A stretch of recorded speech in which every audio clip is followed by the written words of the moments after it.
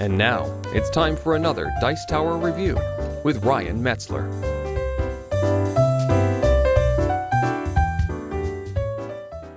Hey everyone, it's Ryan Metzler here, and today we're going to be taking a look at yet another one of my favorite games from 2011. Now that it's 2012, we're going to look at Lord of the Rings, the card game. Now, this is a cooperative card game for 2 players, and I suppose you could play more if you bought more sets, but predominantly a 2-player card game in which you have different scenarios which you're trying to complete by building decks and essentially conquering the objectives of each of the different scenarios, and they range from easy to hard. It's a pretty interesting game, one that requires a lot of strategy but also some luck. So why don't we take a look at what comes inside this box. I'll give you a real brief overview of play, and then I'll give you my opinions on it at the end. So here you can see most of what's included in Lord of the Rings, the card game. I'm not showing you all of the cards simply because there's a lot of them. I'm just going to show you what's included in one of the adventures of the several adventures that come with the base game, and then you can kind of extrapolate from there. But if I were to show you all of the cards, it would just take too much time. Now what you see here are 2 decks that I've built of player cards. You can actually customize these decks. The game comes with more cards than you need. It does have pre-constructed decks, but you can change them. And each deck is going to have 3 heroes in it. And your heroes are going to be kind of your core part of your deck. They're going to be the things that produce all of your tokens in order to play different cards from your hand, and they're going to give you special abilities that are going to kind of focus how you play the deck.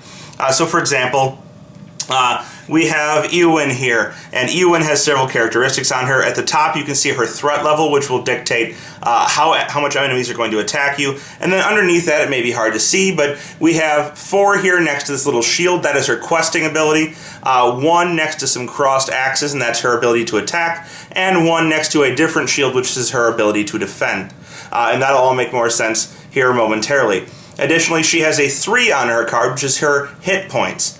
Finally, you can see she has an ability, and it says action. You may discard 1 card from your hand to give Eowyn +1 quest until the end of the quest phase, or at the end of the quest phase. This effect can be done by each player. So essentially, she's going to let you do better at questing, which is very important for the game. And usually one player is kind of focused around questing, while the other may be focused around fighting. She's also a blue card, as you can see this here at the bottom, and she's going to produce blue resources. And you'll have 3 heroes, all that do different things. The rest of your deck is going to be composed of different types of cards. There are attachments which give bonuses to your guys by putting them on them. Or we have allies, which are going to be more people to fight. For example, this guy here has a cost of 4. He's going to cost 4 resources to play. And he has all of the similar statistics that you see on the heroes, but he's a purple card and he is an ally, not a hero. Allies die much easier, or you're probably going to want to kill them before you kill your heroes, because if you lose your heroes, it's much harder to win the game. You're also going to have events, and events are kind of one-time things that will happen as you play them, and they're going to allow you to change the effects of probably the encounter deck, or maybe change the statistics of your guys that you're using in order to try and beat the game. And so that's the constituents of your own player decks, and each player is going to have their own deck. In addition, each player is going to have one of these trackers, and this is to track their threat level. Each turn your threat is going to go up, and your starting threat is going to be based on what 3 heroes you chose for your deck. They each have a threat value, and you'll start at their combined threat values. So for example, my deck that I built starts at 30. If you ever get to 50 threat, you automatically lose. So you don't want to get to 50 threat. And that's going to go up, like I said, at least 1 each turn, sometimes more, dependent on what the cards in the encounter that you're facing says. Speaking of encounters, you're going to have different encounter cards for each encounter that you decide to go in. So this is the second encounter in the base game.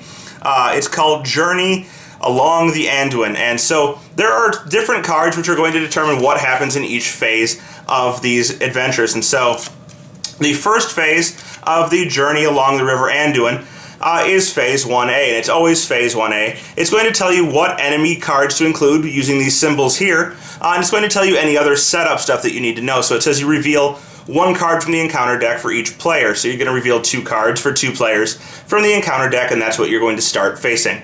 After you've done the setup, you're going to flip to 1B, and it's going to tell you what you have to complete in order to get to 2A. And so this one says that you have to first go get a hill troll from the deck, and it's going to probably attack you. But then you must get a certain amount of questing tokens onto this card, and you'd need 8 quest tokens to complete this card. And it also says you have to kill all of the hill trolls in play before you can pass on. After you finish that, you would move to the second part of the quest, so you'd move to 2A, and it would tell you any setup, and it doesn't have any. But then you'd go to 2B, and you're going to need 16 tokens to pass this, but instead of revealing the normal amount of cards, you're going to reveal double. And this is going to continue until you get either to the last phase of the quest, which is 3B, or you don't succeed, which is more likely to happen. Now, we've been talking about the encounter deck. These are the encounter cards, which dictate the encounter, but there's also an encounter deck, and that's this deck with the Eye of Sauron on it. This is going to be composed of different cards dependent on which adventure you're doing. And there are different types of cards. There are treachery cards, which have bad things that happen when they're revealed. There are location cards, which are going to prevent you from putting quest tokens out on your quest and instead take quest tokens to finish the locations. And there are other types of enemies. So you have, for example, this orc here. And he's going to attack you. He has all the same symbols as a hero or an ally, but he's going to be attacking you rather than you using him to attack other guys. Now that I've given you a look at all of the components, these are just generic tokens, why don't we take a quick look at how the game plays, and then I'll give you my summary. So here I've set up a very condensed version of a 2-player game, and like I said, this is predominantly a 2-player game, but you could combine sets to play more. On one side we have one player, and on the other side the other player, and then in the center we have the encounter along with the quest cards at the top. Now, the first phase of every turn is going to be kind of a gathering resources phase, and every hero, not allies, are going to produce one resource, and that's these tokens here. They go right on the character, and these are going to be resources that are spent in order to play other cards from your hand. After this, we would move on to the card playing phase, or the first card playing phase, where players are able to play allies or attachments from their hand onto the table. And so you'd have a hand of 6 cards, and you're going to look through these, and you'd be able to play any of them by spending your resources. So for example, let's say I wanted to play a Test of Will, which is actually a response card. I would have to pay 1 blue from one of my blue characters in order to play this card. But in this part, I'd only be playing allies or any other attachments that I wanted. So if I had 4 blue, which I don't have at the moment, I could play this card out to my table, and it would be another ally for me to use in fighting or questing or defending or anything else. After you've gone through the ally phase by playing any cards that you want from your hand, you're going to move on to what's called the questing phase, and that's going to allow you to contribute tokens towards this quest, which would be on 1B. And we're going to need to get 8 tokens on here in order to proceed to the next part, and we're going to have to kill this hill troll. But you would contribute people to quest, and they're going to quest with that value at the top of their card. This 4 here next to this little circle is going to be the quest value. And you would exhaust characters to quest by kind of turning them sideways to show that they're exhausted. And they would get any special abilities for exhausting that say that they're related to exhausting. And once you've exhausted them, you're going to add up all of the totals for the people that have exhausted, and that's going to be your quest value. And so the quest value that I have right now is 7. But there's already a number that I have to overcome on the table. And that's the total of all of these numbers next to these crowns in the upper left-hand corner of the card. So we have a 3 here, and our hill troll on the table has 1. So that's 4. We need to overcome that plus some revealed cards in order to get our successful questing. So we reveal more cards from the deck, and you're going to reveal 1 per player and add them to this area. And you're going to do any special effects written on the cards as you reveal them, but this guy adds 2 more, so now we're at 6. And another 2, and that would be 8, so we didn't make it. Now, the special ability of Thalen here says that each enemy that's revealed actually gets a damage done to it as it comes out, so that would be something special to keep an eye out for. But we missed our goal. But beneficially, Ewan here says that you can discard those cards from your hand in order to add to your quest. So each player could discard if they had these cards in their hand, discard them, and we could add 2 more to our total. So instead of having 7, we now have 9, which is 1 higher than the quest value of all of the guys in the center. And we would take one of these questing tokens, they look like this, and add it to our quest. After the questing phase is the traveling phase, and that's going to let you get areas, like the location here, out of your staging area, which is all of the stuff that adds to your questing total that you have to beat. And you would choose one of these areas and travel to it, and on the card, there are travel effects, and it says here, travel. The first player must discard 2 cards to travel to this area. So the player who's first right now would have to discard 2 cards, and they could travel to this area. And now any successful questing tokens that they get have to go onto this area before they go on to the quest. And so you'd see here, this one needs 2 questing tokens before it goes away. And once you get 2 on here, it's going to go away, and then you can start putting things back onto your quest. After the quest phase is the encounter phase. And in the encounter phase, there are choices to be made.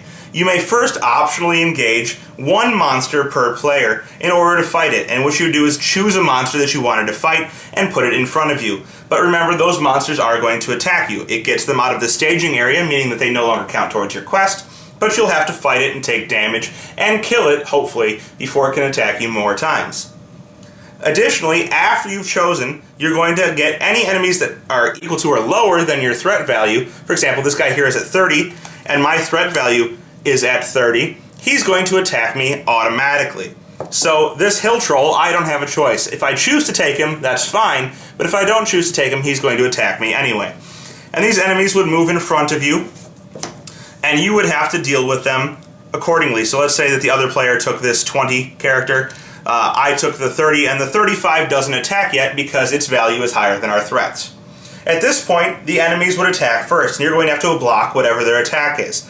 So the hill troll has an attack of 6, and the warg here has an attack of 3. But first they're going to get what's called shadow cards. And these are cards that can potentially make them stronger. You deal 1 card to each character, and then you reveal them. And if at the bottom it has a shadow effect, like this one does, you would do whatever that shadow effect says. So this one actually adds this Wolf Rider as an additional attacker to this player, whereas the other player's card did not have a shadow effect and simply gets discarded. Then in turn order you resolve the attacks. So the hill troll would attack for 6 and you would have to block it, and his special ability is everything you can't block or deal damage with goes onto your threat. So let's say I blocked it with Glorindel there, and she takes 1, she blocks 1 because of her block, and then she takes 5 damage. Well, that would actually kill her because this guy's attack is 6. But let's say we did that, I wouldn't take any threat. But if anything had gone over the 6, I would take any of that and add it to my threat. So let's say 1 went over, I got 31 threat now. On this side, I could block, and we won't worry about that. But after blocking, you're going to attack. And so you would send any attack values you want to attack these guys. And you would tap them or turn them sideways to show that they are exhausted. And you would deal a number of damage equal to the number next to the axes. Now here attacking wouldn't do any good because this guy has a block of 3 and I have an attack of 3, so I would do no damage. But if I had gotten damage through, I would mark it with tokens to show that this guy had been damaged, and once I got up to 9 tokens, he would die.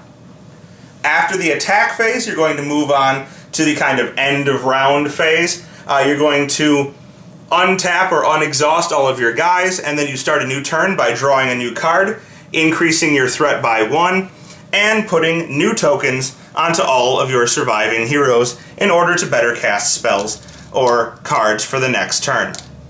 You're going to do this until you either successfully complete all of the stages of the quest, or until you reach 50 threat, or all of your heroes have died. Completing the quest will obviously see you victorious, while either of the 2 scenarios otherwise would see you losing the game. And so that's Lord of the Rings, the LCG, or the card game as they're calling it. And this game, now I always say that I'm not a big fan of cooperative games, but this seems to be less and less true as of recent. The more cooperative games I play, it seems that I'm finding some that I like. And this one is no exception. I'm a pretty big fan of this one. It's one of my top 10 games from last year, as I mentioned earlier. And this is because it doesn't necessarily give you that cooperative feel all of the time.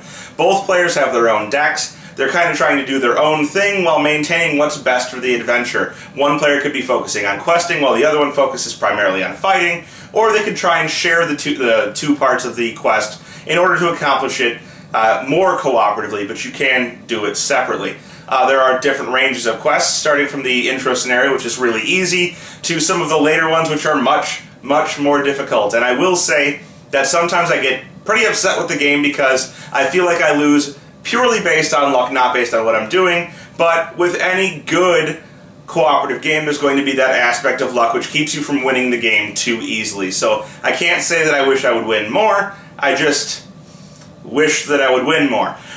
Anyhow, great game, Lord of the Rings, the card game. Check it out. I definitely recommend this one.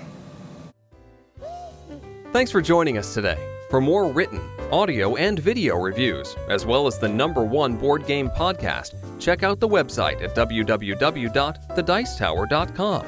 Until then, this is Eric Summerer, and you've been watching The Dice Tower.